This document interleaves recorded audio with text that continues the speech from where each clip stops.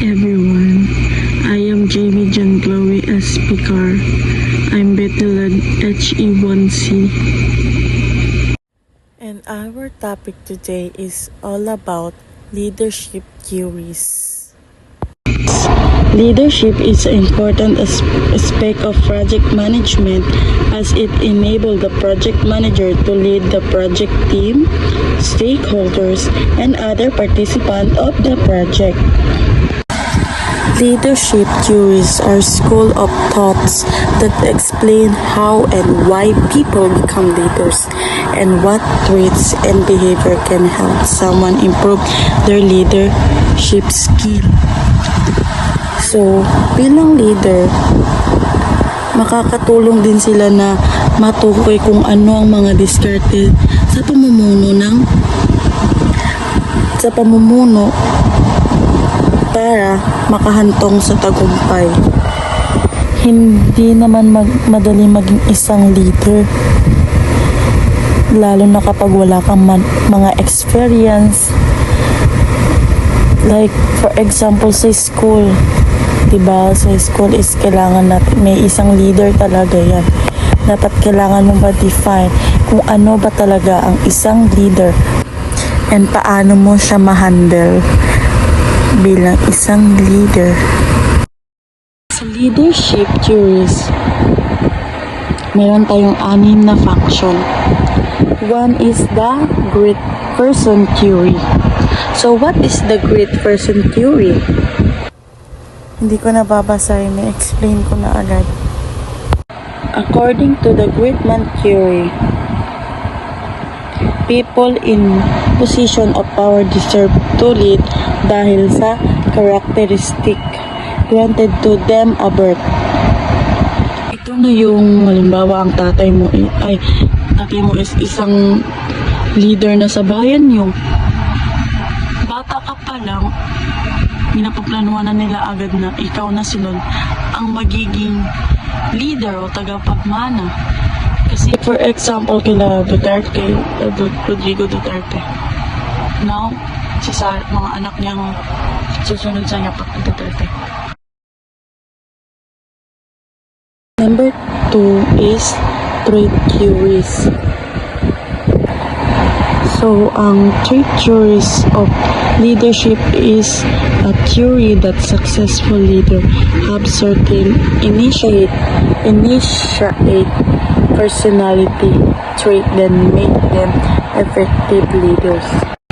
Like for example, sa trait theory, suggest that certain inborn or initiate qualities and characteristics make someone a leader. Yun ang example ng trait theory of leadership. And number 3, behavioral theories. Ngayon ulit para sa. So, ano nga bang behavioral leadership? Ang behavioral leadership theory is a leadership theory that focuses on how leaders behave rather than their initiate trait or characteristic. Ang theory ay nagsuggest na kung pwede lang ay matutong maging isang pinuno sa pamamagitan ng pag-aaral o pagsasabuhay ng mga pag-uugali ng mga tao o mga effectiveness leaders. Behavioral theory seek to explain human behavior by analyzing the antecedents and consequent present in the individual environment and the learned association he or she has acquired through previous experience. Ang contingency and situational leadership ay parehong mga modelo ng pamumuno na ipinapapalagay na walang iisang ideal na diskarte sa pamumuno. The contingency theory of leadership state that effective leadership is contingent upon the situation at hand Essentially, it depends on whatever an individual's leadership style benefits the situation. The main difference between situational leadership and contingency theory is that situational leadership follows the idea that leadership style can be changed and adapted, while contingency theory does not. So number 5, transactional leadership. Alam naman natin as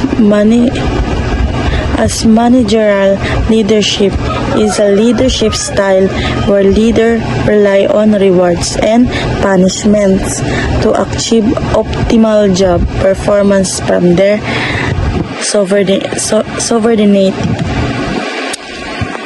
is transactional leadership.